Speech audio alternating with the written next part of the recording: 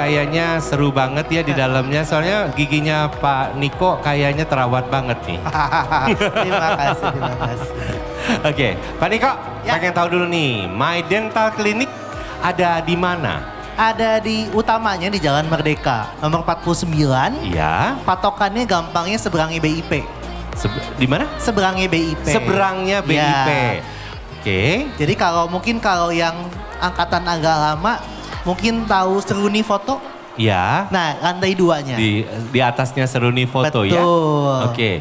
Itu dulu ada icon giginya, kok sekarang nggak dibawa? Kan kemarin kebetulan sama anak-anak. Oh oke, ada anak-anak. Nah, pelayanan Pak Niko, pelayanan apa yang ada di My Dental Clinic? Banyak, jadi kita tuh spesialis giginya lengkap. Ya. Jadi ada 7 spesialis gigi yang ada di supnya dan semuanya kita ada. Lalu satu gedung itu kita punya dental lab sendiri. Dental lab betul, sendiri? Jadi kalau bikin gigi, di beberapa klinik lain itu harus mengirim giginya ke tempat pembuatan lab. Iya. Pembuatan gigi. Iya. Kalau kita punya sendiri. Oh. Ya, udah gitu biasanya kalau mau periksa gigi kadang-kadang dirujuk dulu untuk ronsen. Betul. Nggak usah jauh-jauh, kita satu gedung ada. Jadi semua ada semua di situ Betul. ya? Oke. Dok, biasanya kalau perawatan apa aja yang diberikan di sana?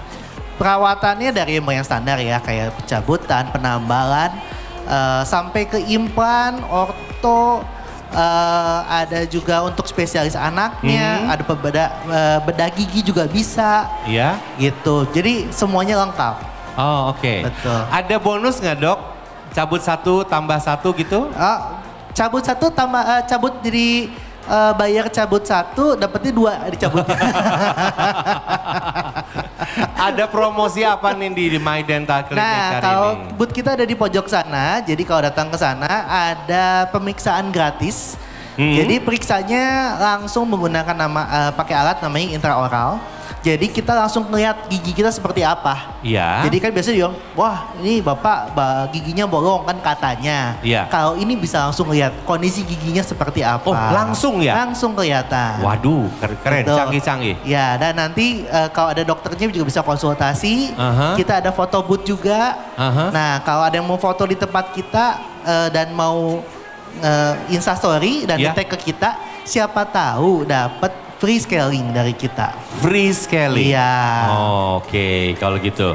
Dok, hari Ya. ini kita mau bicara tentang gangguan sendi pengunyahan atau temporomandibular disorder ya? Ya. Oke. Nanti ada dokter Ista yang akan menjelaskan. Oke.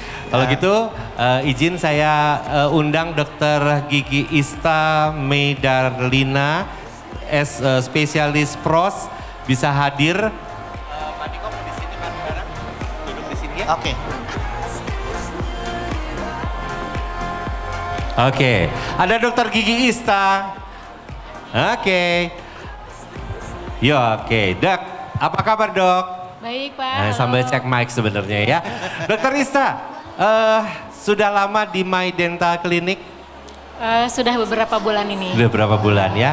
Dok, fenomena apa sih yang terjadi? Boleh sambil duduk kali ya? Boleh, boleh. Oke. Dok, fenomena apa sih yang terjadi dalam pergigian? Apakah gigi itu termasuk rongga mulut kah? Atau hanya gigi spesial gigi aja di My Dental Clinic? Ya, jadi di My Dental Clinic itu kita melakukan perawatan gigi dan mulut secara komprehensif ya Pak.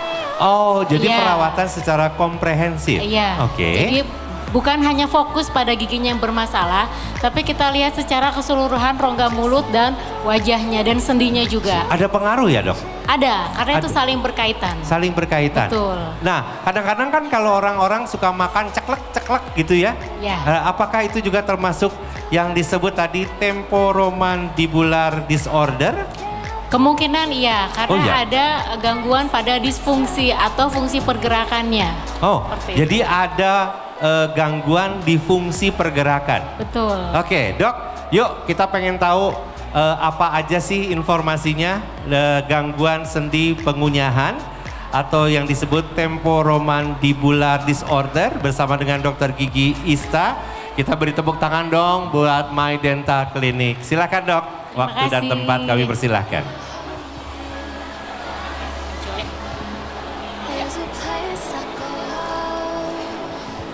Selamat sore, senang sekali saya Isame Darlina. Sore ini bisa diberikan kesempatan untuk berbagi mengenai gangguan sendi pengunyahan atau temporomandibular disorders. Next. Oke.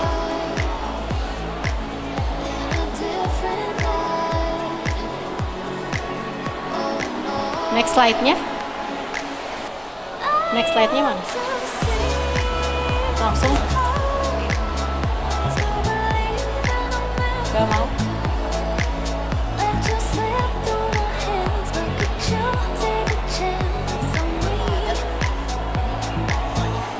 Yang mana? Ininya, petunjuknya, pointernya ini. Pointernya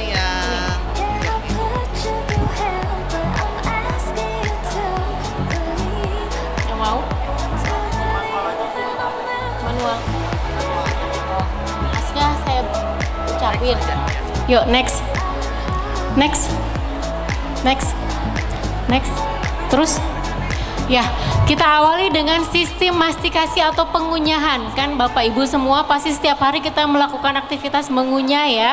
Nah, sistem pengunyahan kita itu terdiri dari gigi gerigi, tulang, next. Ada sendi, ya, ini sendi rahang. Kemudian next. Ada otot pengunyahan. Kemudian ada persyarafan.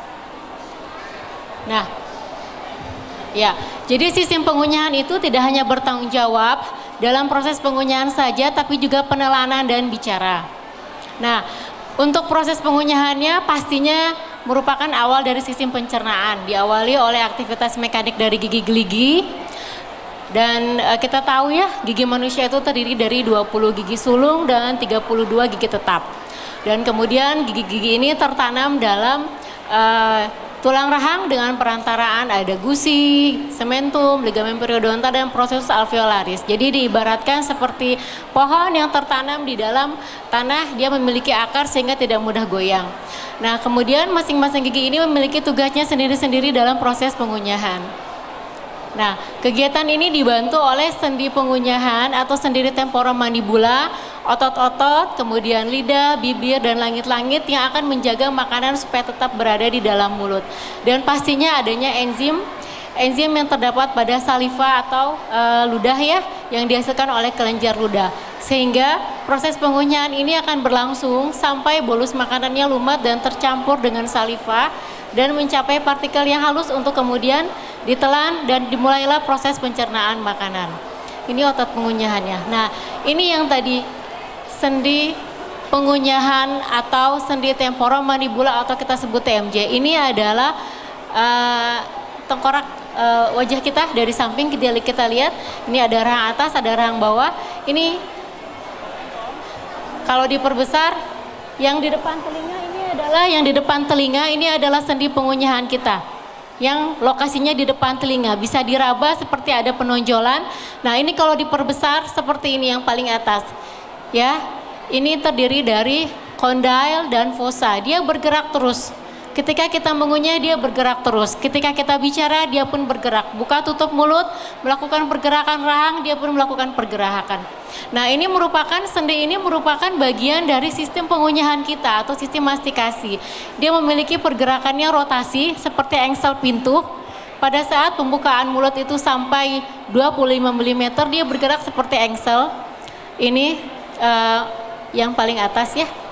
Dan ketika pergerakannya itu pembukaan mulut kita itu lebih dari 25 mm, dia akan meluncur. Gambar yang paling bawah kanan.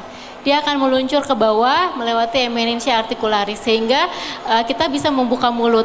Karena sejatinya rahang itu statis, yang bergerak itu hanya rahang bawah. Jadi rahang atas itu melekat pada tengkorak. Jadi yang bergerak rahang bawah kita. Dan dengan adanya gaya dari otot pengunyahan. Nah, ini adalah otot-otot pengunyahan yang dengan gayanya akan mengatur karena adanya gaya otot akan mengatur pergerakan mandibula atau pergerakan rahang bawah sehingga terjadi pergerakan buka mulut, tutup mulut, kita bisa memajukan rahang, kita bisa menggerakkan rahang ke sana, ke kanan, ke kiri. Ya, ini adalah otot-otot pengunyahan. Oke. Nah, kemudian apakah sendi pengunyahan kita bisa mengalami gangguan atau kelainan? Tentu saja. Seperti juga organ tubuh yang lainnya, sendi pengunyahan pun bisa mengalami gangguan yang disebut sebagai temporomandibular disorders, yaitu suatu kumpulan gejala yang tidak hanya terjadi pada sendi temporomandibular saja, tapi seperti tadi saya sebutkan mencakup seluruh gangguan yang berhubungan dengan sistem pengunyahan. Jadi juga otot-otot, sendi dan juga gigi geligi. Nah, jadi ini sebetulnya sering ditemukan di tempat praktek. Bahkan kadang-kadang pasien juga tidak menyadari kalau dia mengalami gangguan pengunyahan. Dan insidensinya lebih banyak dijumpai pada sebagian orang dewasa dan lebih banyak terjadi pada wanita. Dan biasanya pasien melaporkan adanya satu atau lebih tanda-tanda dari gangguan TMJ. Nah ini biasanya pasien itu melaporkan adanya nyeri dan disfungsi, artinya ada gangguan pada pergerakannya. Kemudian dikonfirmasi dengan kita melakukan pemeriksaan klinis dan kemudian kita bagi berdasarkan struktur yang terkena, yaitu otot, sendinya atau gigi geliginya. Nah, nyerinya atau sakitnya itu di mana sih gitu ya? Kalau ada lagu sakitnya di hati, ini sakitnya itu di sendi ya Pak? Nah ini biasanya di area depan telinga. Kalau ada yang pernah merasakan nyeri di depan telinga, kepala, leher, bahu, ya. Kemudian rasa sakitnya itu meningkat seiring pergerakan otot. Jadi kalau buka mulut itu makin nyeri gitu. Apalagi misalnya buka mulutnya itu lebih lebar, nyerinya semakin bertambah. Nah itu hati-hati kalau sudah ada gejala seperti itu. Atau rasa sakit pada saat menggerakkan rahang bawahnya ke kanan, ke kiri, nah itu pun hati-hati. Harus diwaspadai. Kemudian rasa sakitnya bisa terlokalisir pada satu area, hanya pada satu titik atau bisa juga menyebar.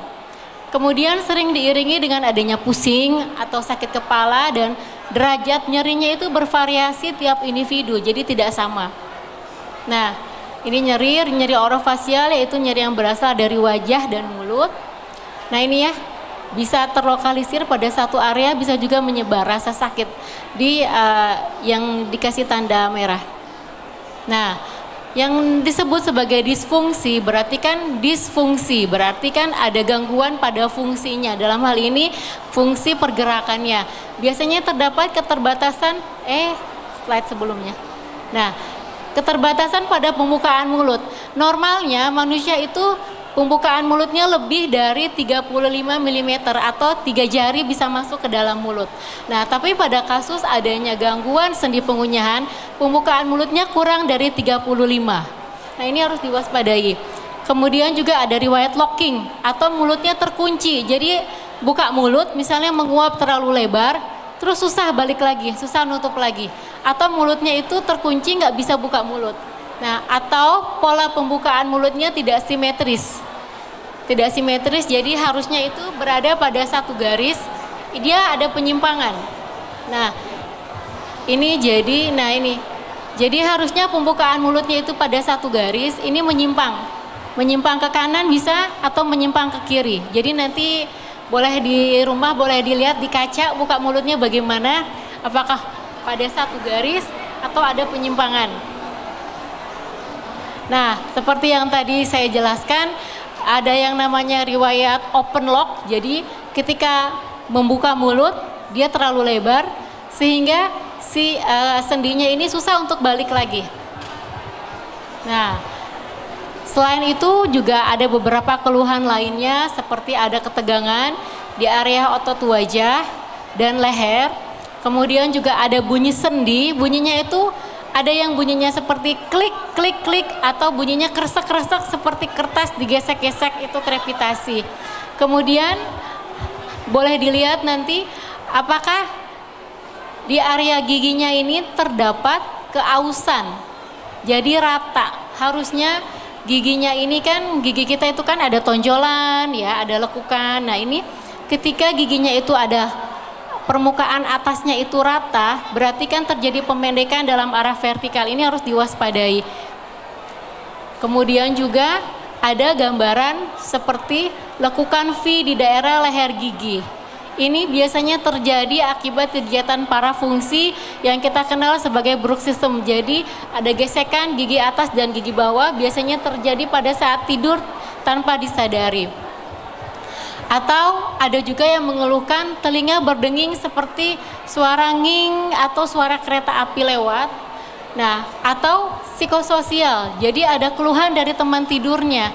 Jadi teman tidurnya itu mengeluh kalau si A ini kalau tidurnya berisik, bukannya mendengkur, tapi ada suara gesekan gigi atas dan gigi bawah yang beradu, dan terjadi pada saat tidur tanpa disadari.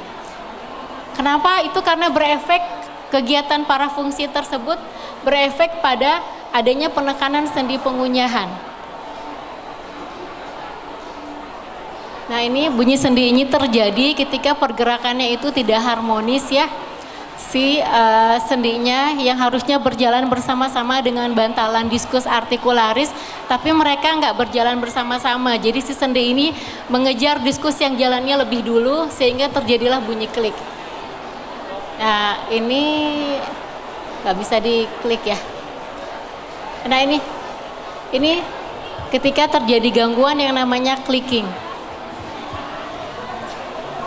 Nah, kemudian juga kondisi lain yang terkait dengan gangguan sendi, kita kenal ada yang namanya osteoartritis. Jadi osteoartritis juga bisa terjadi pada sendi pengunyahan.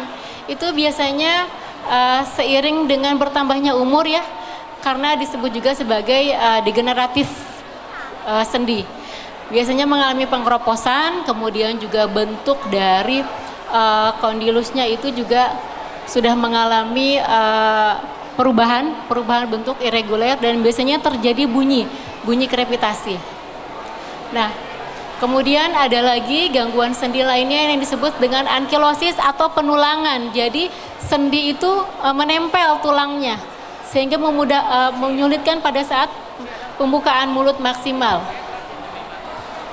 Kemudian juga ada yang namanya kelainan pada pertumbuhan dan perkembangan. Ini biasanya terjadi pada saat dari janin berada di dalam perut ya. Jadi bentuk rahangnya, pertumbuhannya kurang normal seperti itu. Kemudian fraktur bisa karena kecelakaan. Kemudian neoplasma atau karena adanya kanker di regio kepala dan leher. Nah, penyebabnya apa sih? Dari tadi kita bicara tentang gangguan sendi. Nah, penyebabnya bisa karena trauma makro ataupun mikro. Kalau makro itu kan karena kecelakaan atau benturan besar. Nah, kalau mikro trauma itu traumanya kecil tapi dalam waktu yang lama. Jadi ada hiperaktivitas dari sendi pengunyahan. Misalnya tadi seperti saya bilang ada kegiatan menggesek-gesekkan gigi pada saat tidur atau mengetap-ngetapkan gigi atas. Kalau misalnya kita gemes atau bekerja itu mengetap-ngetapkan gigi atas, itu gerakannya itu disebut sebagai clenching. Kemudian juga aktivitas parafungsional. Jadi aktivitas parafungsional itu aktivitas yang bukan yang seharusnya, bukan kegiatan yang normal. Jadi kita mengunyah, tapi aktivitas parafungsional ini mengunyahnya hanya pada satu sisi. Harusnya kan dua sisi bergantian, nah ini hanya pada satu sisi. Jadi bebannya itu harusnya dibagi rata, kanan kiri, ini terlokalisir hanya pada satu area. Kemudian juga menopang dagu, kebiasaan menopang dagu, penekanan di sini. Kemudian juga tidur dominan hanya pada satu sisi atau beban berat pada satu sisi. Kemudian stres, nah ini yang sering terjadi fenomena saat ini. Jadi ketika stres itu mengirimkan sinyal ke otak sehingga menyebabkan otot-otot wajah menjadi tegang. Kemudian yang tadi neoplasma ya, karena ada keganasan atau kanker atau pasca radiasi radioterapi. Pada pasien-pasien kanker yang mengalami terapi radiasi di daerah wajah itu biasanya efek sampingnya adanya trismus atau keterbatasan pembukaan mulut akibat adanya fibrosis dari otot, kemudian juga gangguan tumbuh kembang seperti yang tadi disebutkan di awal, dan kondisi gigi yang tidak rata, misalnya giginya berjejal atau adanya kehilangan gigi yang tidak segera diganti, atau ada gigi bungsu yang terpendam. Nah, itu juga berpengaruh kepada sendi. Kok bisa? Bisa karena ketika gigi kita bergerak secara harmonis, ketika gigi kita bergerak secara harmonis, nah, ketika ada satu gigi yang hilang, kemudian gigi atasnya akan turun, kemudian gigi sampingnya itu miring mengisi ruang yang kosong, kemungkinan ada yang namanya interference atau hambatan di sini pada pergerakannya. Seperti yang kita lihat di situ yang ada tanda bintang merahnya, harusnya gigi itu tidak beradu. Ya, harusnya gigi atas dan bawah itu dia melakukan gerakan pengunyah sesuai dengan relnya, kalau ibaratnya seperti itu ya. Nah, tapi ini dia keluar dari relnya sehingga ada satu bagian yang menekan sehingga menimbulkan benturan atau penekanan pada sendi pengunyahan. Nah, jadi harus diwaspadai pada kasus-kasus kehilangan gigi yang tidak segera diganti atau gigi yang berjejal yang tidak dilakukan perawatan. Ya, terima kasih Pak.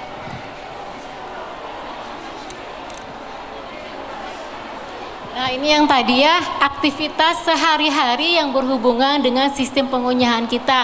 Kita melakukan aktivitas fungsional, ada mengunyah, bicara, menelan. Tapi juga ada kegiatan parafungsional. Jadi aktivitas di luar yang normal bisa terjadi pada malam hari, nokturnal atau siang hari diurnal. Nah, ini ada beberapa aktivitas yang memicu terjadi gangguan sendi. Misalnya yang tadi clenching, mengatup-katupkan gigi atas dan bawah. Kalau gemes atau misalnya kita kesel misalnya ya, nah itu atau grinding, dia bergerak gigi atas bawahnya beradu. Misalnya siang hari stres, begitu malam hari tanpa disadari dia melakukan kegiatan bruxism atau grinding itu. Kemudian juga biting, menggigit, misalnya pekerjaan sering menggigit benang tanpa sadar ya, atau misalnya menggigit-gigit pensil, sucking atau menghisap jari. Kemudian juga postural habitnya yang kurang tepat. Kemudian juga pekerjaan yang bisa memicu timbulnya TMD, misalnya sering pemain biola sering miring ya. Kemudian dia hanya berpaku pada satu sendi, pada satu sisi, itu pun memicu karena sudah ada penelitiannya. Kemudian juga penyelam yang sering memakai alat ya, dia akan menggigit, itu pun memicu. Kemudian yang angkat beban, biasanya kalau angkat beban itu kita giginya itu clenching ya, mengadu karena kan mengangkat beban. Nah, itu pun memicu. Banyak kegiatan lainnya. Nah, ini yang tadi sudah. Nah, ini bruxism ya. Nah, tadi untuk bruxism ini bisa karena psikososial, karena stres, bisa juga karena kondisi gigi yang tidak rata. Nah, kemudian bagaimana perawatannya? Perawatan gangguan sendi TMJ ini ada perawatan non bedah atau konservatif yang dilakukan di bagian prostodontia, dan juga ada perawatan bedah itu atau operatif dilakukan oleh bedah mulut. Nah, di My Dental Clinic kami melakukan perawatan gangguan sendi pengunyahan ini dengan tujuan pertama pasti untuk mengurangi rasa sakit, artinya mengurangi keluhan pasien. Kemudian mengembalikan fungsi rahang, mengembalikan fungsi pergerakan dari rahang itu sendiri, dan mengurangi kebutuhan perawatan di masa depan, artinya meminimalisir efek samping yang akan terjadi lebih parah. Kemudian juga mengembalikan fungsi normal dari gaya hidup, jadi memperbaiki gaya hidup yang tadinya hanya mengunyah satu sisi, kemudian juga kita perbaiki jadi mengunyah dua sisi. Ya, sehingga ini akan dicapai dengan kita melakukan program untuk menanggulangi gangguan fisik dan mengurangi faktor yang memperparah. Jadi perawatan yang kita lakukan bersifat konservatif, reversible, dan tidak invasif. Dengan metode untuk mengeliminasi faktor penyebabnya dan juga untuk menghilangkan gejala yang menyebabkan sakit tersebut. Nah, ini terapi yang kami lakukan di My Dental Clinic, baik terapi definitif maupun terapi suportifnya. Nah, ini salah satunya ada terapi stres, aktivitas parafungsional dengan obat-obatan, dan juga terapi fisik. Nah, ini terapi oklusal yang kami lakukan di My Dental Clinic dengan melakukan pembuatan splint oklusal untuk memperbaiki gangguan pengunyahan. dengan tujuan untuk menstabilkan otot-otot, merelaksasi otot-otot, dan menghilangkan gangguan oklusi. Ini adalah terapi fisik yang kami lakukan juga, dan salah satunya yang kami lakukan di My Dental Clinic yaitu terapi laser. Dengan terapi laser ini kita meredakan rasa nyeri, ya, kemudian juga untuk meredakan peradangan pada sendinya, pada ototnya juga. Dan biasanya pasien merasa lebih baik dengan beberapa kita membuat jadwal treatment sesuai dengan kondisi dan kasusnya masing-masing. Jadi tiap pasien tidak sama. Kemudian juga ada terapi latihan lainnya yang dibimbing oleh instruktur terapi atau prostodontis. Ya, terima kasih atas perhatiannya. Demikian paparan dari saya. Terima kasih. Assalamualaikum warahmatullahi wabarakatuh. Waalaikumsalam. Bisa kita kembali ke tadi teknik terapi ya dok ya? Oke, yuk kita langsung latihan aja ya dok ya. Ternyata, boleh sambil duduk dulu dok, kasihan. Ternyata pada saat kita menumpangkan tangan di dagu dengan waktu tempo yang lama, ini juga sangat berpengaruh terhadap disfungsi pengunyahan, sendi pengunyahan ya dok ya. Nah ada juga yang tadi disebutkan gaya hidup ya. Ya memang susah-susah gampang ya kalau misalnya pemain biola kalau lehernya tegak itu juga nggak bisa bayang juga ya. Terus ada orang juga yang mungkin make sense, dia ada main saksofon gitu kan, ada yang harus digigit, itu juga akan jadi apa namanya, kalau bahasa Perancisnya tonggos gitu ya dok ya. Dok, tadi ada beberapa terapi yang dilakukan di My Dental Clinic, itu salah satunya juga terapinya yang seperti apa dok? Bisa praktek nggak sebentar dok? Tadi yang menyangkut pekerjaan Pak kan susah dihindari ya. Iya. Tapi pastinya namanya sudah dia pekerjaannya sebagai musisi ya pasti dihindari. Iya. Tapi kita berusaha untuk meminimalisir efek samping. Artinya bagaimana dia bisa melakukan pekerjaan tapi efek samping terhadap gangguan sendinya bisa diminimalisir. Jadi kita paling suggest untuk melakukan exercise, stretching, gitulah. Jadi supaya tidak terjadi penegangan pada satu otot biasanya. Nah, kan kebanyakan kita juga mungkin stres kali ya. Stres itu nggak bisa dihindari. Nah, dok bisa nggak langsung kita praktek di sini? Gimana caranya untuk salah satu teknik terapi tadi, stretchingnya seperti apa gitu dok? Ya, jadi sebetulnya terapi itu kan tergantung dari kasus tadi saya bilang ya. Jadi ini hanya secara umum karena pastinya gangguan sendi itu banyak. Seperti tadi saya bilang kita bagi berdasarkan struktur yang terkena. Apakah pada sendinya atau pada ototnya atau pada gigi geliginya. Ya, jadi kadang tiap kelainan itu beda terapinya Pak. Tapi paling kalau yang tadi Bapak bilang stretching ringan itu kita bisa lakukan sehari-hari di rumah. Misalnya kita bangun tidur, kita leher kita gerak-gerakan, itu kan ringan ya, olahraga ringan, dan itu biar nggak kaku juga otot-ototnya. Itu sih paling ringannya olahraga ringan atau yang lainnya kalau yang suka yoga boleh, itu juga bagus untuk peregangan ototnya. Jadi nggak gemes gitu ya. Kadang-kadang kalau gemes giginya atas dan bawah beradu gitu ya, nggak gemes gitu ya. Oke, dok. Mungkin ada ibu bapak yang mau bertanya? Iya, oke. Minta tolong panitia mic 1, panitia. Nah, nanti ada yang mau bertanya? Untuk yang bertiga penanya pertama kita punya ada hadiah tumbler, dari My Dental. Wow, luar biasa. Oke, minta tolong panitia minta mic 1, panitia. Oke, ibu tolong sebutkan nama, kemudian pertanyaannya apa ya? Assalamualaikum dokter, selamat sore, izin bertanya. Saya Vivi mau tanya, anak saya dari kecil sampai usia udah 6 tahun sekarang kebiasaannya tuh ngempeng. Ngedot? topeng. Pakai jempol. Iya betul, betul. Dulu saya pakai telunjuk. Itu apakah pasti akan merubah bentuk rahangnya, dia menjadi naik ke depan apa gimana gitu? Tonggos gitu ya? Ya betul, Oh, Dok. Oke. Terima kasih, Dok. Oke, Ya. terima kasih. Dok, Bisa boleh. dijawab ya. Ibu, ya memang itu beberapa anak banyak yang mengalami kondisi ini ya. Biasanya dia mencari kenyamanan. Dengan dia mengedot itu dia nyaman gitu ya. Nah pertama ya mungkin itu mah tiap ibu pasti punya trik ya. Bagaimana untuk mengalihkan kebiasaannya. Nah tapi memang kalau diteruskan itu pasti akan berefek. Kenapa? Karena untuk pertumbuhan gigi yang harusnya dia ke bawah itu kita dorong jadi ke depan karena adanya jempol ya, jadi harusnya dia kontak dengan gigi bawah ke bawah, jadi dengan adanya saya sambil kasih lihat ya. Oke. Jadi pertumbuhan itu ke bawah ya. Ini dorong ke depan. Ya. Dia ngedot, dia dikenyot ya. Nah, ini tuh kedorong. Ini si giginya jadi maju. Dia kan gerakannya begitu, ya. Kemudian efek samping lainnya, ini langit-langitnya jadi lebih dalam, Oh, jadi oke. lebih dalam, ya.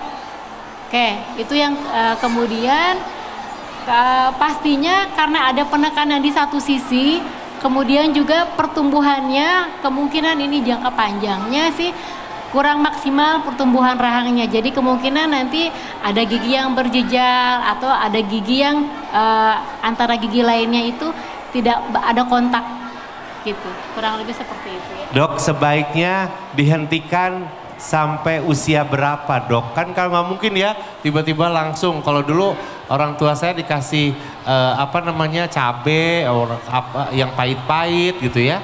Sebaiknya berhenti kapan nyonyo ngenyot nyonyo kalau saya. Kalau pertanyaannya sebaiknya kapan, pasti saya bilang sedini mungkin. Sedini mungkin. Iya, sedini mungkin Pak. Oke. Iya. Tapi kalau terus-terusan ya mau nggak mau ke My Dental Clinic harus dikasih behel kali ya. Iya, betul. Gitu ya. Iya. Jadi Ibu siap-siap beli cabe atau dikasih obat pahit supaya nggak nyonyo terus ya. Oke, Ibu nanti sebentar hadiahnya ya. Oke, ada yang mau bertanya lagi? Oke, Bapak di belakang ya Pak. Pak, sebutkan nama, pertanyaannya apa? Silakan. Nama saya Diki. Pak Diki. Saya tuh mau tanya ini mengenai gigi yang atas kanan, tadinya itu dipasang crown. Nah crown itu lama-lama dipakai rusak jadinya. Jadi akhirnya sama dokter tuh dicabut, akarnya dicabut. Jadi nggak pakai itu lagi, nggak pakai crown lagi gitu ya. Itu kan jadi bolong. Jadi terpaksa diganti pakai gigi palsu. Tapi gigi palsu itu kan harus copot terus gitu ya, jadi nggak enak dipakainya. Kadang-kadang seperti nggak nyaman gitu. Tapi tadi saya dengar kalau misalnya kosong, bolong itu nanti takutnya merusak gigi yang bawah ya. Kan yang atas yang dicopot. Jadi baiknya gimana dok? Ya, terima kasih Pak pertanyaannya. Ya memang untuk kondisi kehilangan gigi pastinya akan merubah ya, karena ada sesuatu yang berubah. Jadi fungsi dari normal, kegiatan pengunjungan normal kita pasti ada perubahan. Kemudian karena ada kehilangan di satu gigi, seperti pagar ya Pak, kalau misalnya di satu ada yang hilang, biasanya pagar lainnya jadi miring ya. Nah seperti itu ya. Nah sehingga karena dia nggak ada sandaran, biasanya gigi sebelahnya miring. Kemudian gigi lawannya itu karena dia nggak ada kontak, itu memanjang. Nah sehingga seperti tadi saya bilang, kalau dibiarkan itu bisa menimbulkan gangguan sendi pengunyahan karena ada penekanan berlebih pada satu titik, ada yang namanya interference atau hambatannya. Untuk yang tadi Bapak bilang ya memang betul sebaiknya dipasangkan gigi tiruan. Nah mungkin nanti Bapak bisa konsultasi dengan dokter giginya. Untuk sekarang itu macam-macam gigi tiruan itu banyak, tidak hanya yang lepas pasang. Jadi pasien biasanya kita kasih beberapa pilihan yang sesuai dengan indikasi kasus kehilangannya Bapak. Ya, ada gigi tiruan lepasan, ada gigi tiruan cekat. Jadi kita namanya itu bridge atau jembatan. Jadi diikat ke gigi sebelahnya Pak. Atau yang sekarang ada juga yang namanya implan. Jadi kalau implan itu ditanam ke tulangnya. Seperti itu. Mungkin nanti Bapak bisa konsultasikan lebih lanjut ya Pak ya. Dan nanti dokternya akan melihat kondisi kehilangannya di gigi apa sih. Kemudian bagaimana kondisi gigi-gigi lainnya yang masih ada di dalam rongga mulut. Sehingga nanti bisa dilakukan secara bersama-sama pilihan perawatan gigi tiruan yang tepat untuk kasus giginya Bapak. Seperti itu. Terima kasih. Iya, sudah cukup menjawab Pak Diki. Makanya datang ke My Dental Clinic Pak di Jalan Merdeka. Semua lengkap, Bapak nggak usah lagi ke tukang gigi. Ada perawatan, ada ronsennya, ada labnya, langsung bikin gigi di situ kan ya, Betul, Pak Niko ya? di sana. Ya, satu lagi Pak. Jadi di My Dental Clinic itu kita sudah melakukan treatment secara digital. Jadi pencetakan pun secara digital. Dan untuk pembuatan alatnya pun ada beberapa treatment yang kita lakukan pula secara digital. Jadi bukan konvensional lagi karena kita sudah punya lab sendiri ya Pak ya. Betul, ada lab sendiri, ada 3D scan-nya.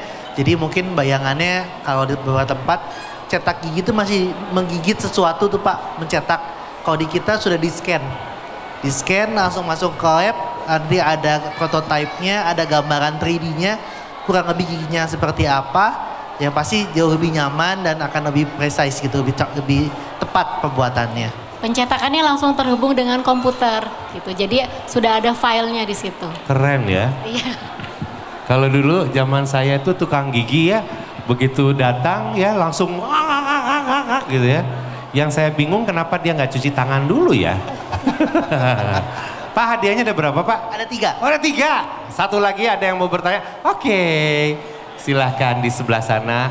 Pertanyaan terakhir ya. Tolong sebutkan nama. Halo dok, perkenalkan nama saya Maria. Hai Saya mau Maria. nanya, halo. Saya mau nanya, kebetulan saya pakai gigi tiruan yang mungkin tadi dokter bilang pakai bridge ya. Yang di penahannya atau penyangganya ditaruh di gigi sebelahnya. Mungkin pertanyaanku adalah, apakah pemakaian gigi tiruan ini akan ada efek negatif di kemudian hari, maksudnya pemakaian jangka panjang, dan kemudian gigi yang jadi bridge ini kan berarti di dalam bridge-nya, dan berarti kan nggak pernah kena sikat gigi. Apakah itu juga nanti dia akan rusak karena nggak pernah kena sikat gigi gitu? Itu sih, makasih dok. Oke, terima kasih Maria. Ya, terima kasih Mbak Maria. Ya, jadi untuk gigi yang dipasangkan bridge, apakah ada efek sampingnya atau tidak? Saya akan jawab ada kalau pasiennya tidak menjaga kebersihan rongga mulutnya.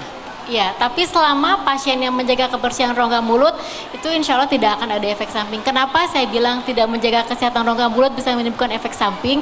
Karena kalau kita tidak menjaga kesehatan rongga mulut, nah tadi seperti Mbak Maria bilang ya, kan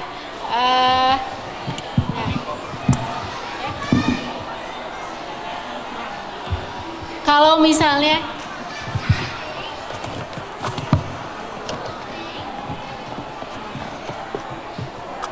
ini giginya ya, giginya loncat.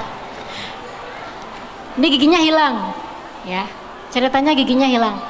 Kemudian kita pasang, ya Bapak juga tadi mau lihat yang namanya bridge ya. Kita pasang namanya jembatan atau bridge. Itu kan kita ikat ke gigi sebelahnya. Kemudian gigi yang ompong ini, yang hilang ini, kita buatkan gigi tiruannya, dipasang di sini. Kemudian gigi yang tetangganya yang masih sehat ini kita pasang selimut atau jaket ya, atau crown. Nah, dia akan tertutup. Dan itu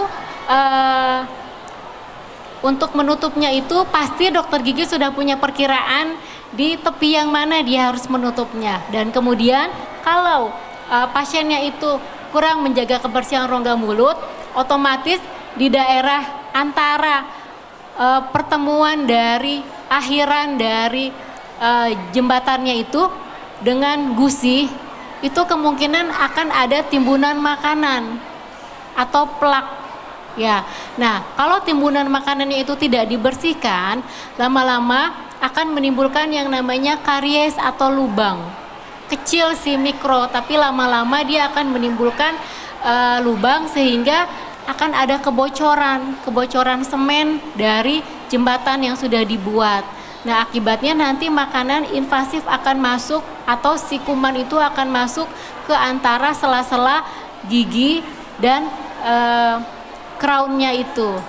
Atau yang kedua bisa juga menyebabkan gusinya itu turun karena adanya timbunan makanan menyebabkan plak dan karang gigi. Nah, kalau karang gigi itu menimbulkan penekanan pada gusi. Pernah lihat ya yang gusinya suka berdarah atau agak gendut-gendut. Nah, itu namanya ada peradangan akibat dari karang gigi. Asal muasalnya pasti ada sisa makanan yang kurang sempurna tersikat. Nah, akibat adanya penurunan gusi itu kan terekspos ya, terbuka si bagian giginya. Nah, itu akan menyebabkan invasi bakteri juga, bisa menyebabkan si si mahkotanya itu juga ada gangguan. Itu sih sebetulnya intinya. Jadi selama kita menjaga kesehatan normal rongga mulut kita, biasa sikat gigi rutin gitu ya, sih insya Allah aman. Saya bilang ya, terima kasih. Oke, mudah-mudahan menjawab Mbak Maria ya. Oke, Pak Niko, boleh kita berikan hadiahnya ya kepada Bapak Ibu yang tadi sudah menjawab. Dan kepada Dokter Gigi Ista kami ucapkan terima. Mau langsung atau mau di kesini? Di bawah aja mungkin ya. Boleh di bawah ya.